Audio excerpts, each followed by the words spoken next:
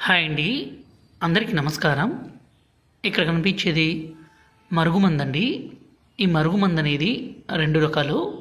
ఒకటి పౌడరు, రెండోది వచ్చేసి లిక్విడ్ అండి. ఈ మరుగుమందు వల్ల ఉపయోగాలు ఏంటి అనే దాని గురించి ఈ వీడియోలో మాట్లాడుకుందాము.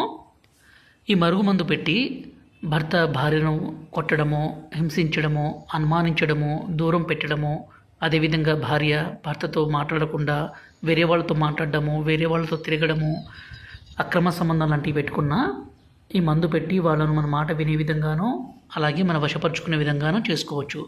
ఈ రోజుల్లో ప్రధాన సమస్య భార్యాభర్తల మధ్య గొడవలు జరగడము, అదేవిధంగా ప్రేమికుల మధ్య సమస్య ఉన్నా, అత్తాకోడల మధ్య ఇబ్బంది ఉన్నా ఈ మందును పెట్టవచ్చండి.